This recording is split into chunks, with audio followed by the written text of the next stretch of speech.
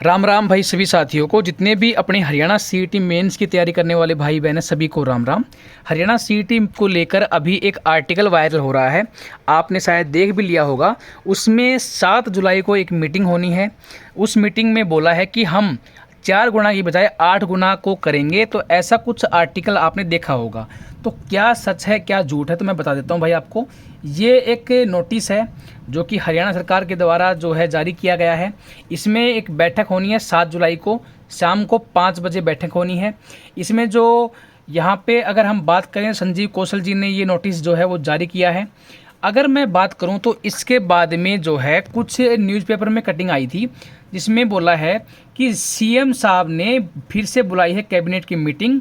ये जो मीटिंग है ये कल होगी और ग्रुप सी भर्ती को लेकर इसमें चर्चा होगी। 8 गुना युवा का मतलब 8 गुना युवा को बुलाने का पर यहाँ पे विचार किया जाएगा। तो ये इसमें पूरी मेंशन है। अगर मैं बात करूं तो भाई कुछ यूट्यूबर मान लो, चाहे आप कुछ सोशल मीडिया वाले जो प्लेटफॉर्म हैं उनके अकॉर्डिंग मान लो, तो इसमें बोला है कि भाई हम पिछली बार भी बोला गया था कि भाई 4 जुलाई को जो मीटिंग होगी उसमें सीएम साहब घोषणा करेंगे क्वालिफाइंग की। मतलब ऐसा थंबनेल, अट्रैक्टिव थंबनेल लगा दो जिससे बच्चे उस चीज़ को पढ़ें। अंदर जाके देखो तो उसके बाद में समझ में आता है कि ये तो बंदा ही झूठा है। तो ऐसे झूठ बोल बोल के आप ज़्यादा दिन व्यूज़ नहीं ले सकते। सबसे पहले तो भाई ऐसे झूठ बोलने बंद कर दो। रही बात इस चीज़ की, तो यहाँ पर देखो मैंने पहले भी एक वीडियो बनाई थी, उसमें भी बताया था आपको कि पॉसिबिलिटी जो है वो इस टाइम पर सीईटी क्वालिफाइंग की नहीं है। हाँ, ये बात सरकार को समझ में आ चुकी है कि सीईटी क्वालिफाइंग जो है वो मतलब 4 गुना की पॉलिसी है वो गलत है। 4 गुना की जो पॉलिसी है वो गलत है, इस बात को सरकार भी समझ चुकी है। लेकिन कहीं ना कहीं बैक स्टेप जो है वो लेना इतना आसान नहीं है जितना लोग समझ रहे हैं।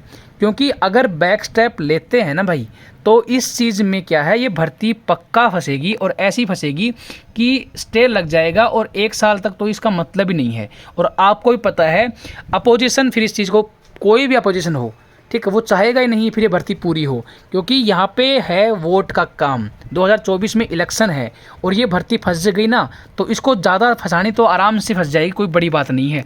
एक बार ये भर्ती सिर्फ स्टे लगवानी है। अगर आज सीएम साहब ऐलान कर देना कि भाई हम इसको 8 गुना कर रहे हैं, 10 गुना कर रहे हैं, तो मैं कह रहा हूँ ये अपोजिशन ही तुम्हारे खिलाफ हो जाएगा। और गारंटी है इस भर्ती को खींचने में जितना लंबा खींचेगा ना वो अपोजिशन खींचेगा।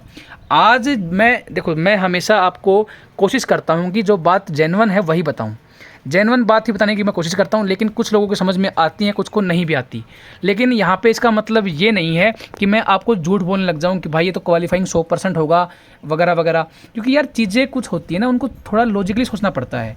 और अगर हम लॉजिकली सोचें ना तो ये भर्ती जो है सीईटी क्वालिफाइंग या फिर 8 गुना या फिर 15 गुना या फिर 10 गुना या 20 गुना, जितने भी मल्टीपल टाइम्स हैं वो इस टाइम पर पॉसिबल नहीं है।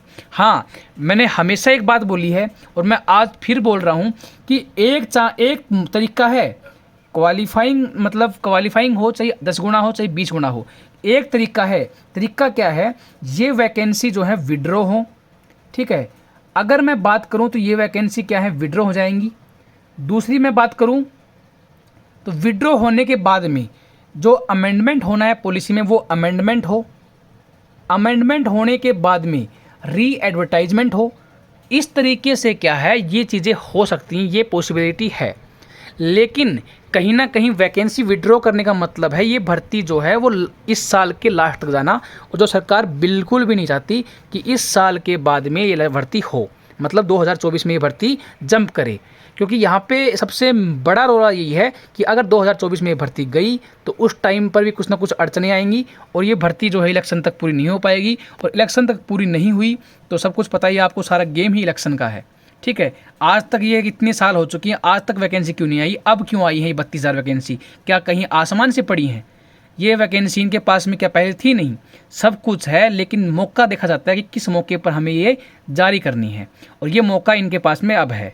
जो कि मेन बात यही है, चाहे कोई न्यूज़पेपर का हो चाहे कोई यूट्यूबर का हो, सच्चाई ये है कि इस टाइम पर पॉसिबिलिटी जो है वो 0.0001% है।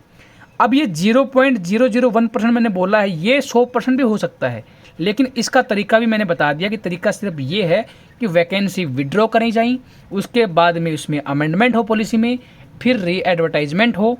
ये एक तरीका है, इसके अलावा कोई तरीका नहीं है। अगर ये तरीका होता है तो ये भर्ती कहीं ना कहीं 6 महीने कम से कम डिले हो जाएगी। इससे पहले तो मतलब ही नहीं बनेगा, जो कि सरकार चाहती नहीं। सीईटी जो है प्रीलिम्स हो चाहे अब मेंस हो, जिस तरीके से चल रहा है उसी तरीके से चलने वाला है।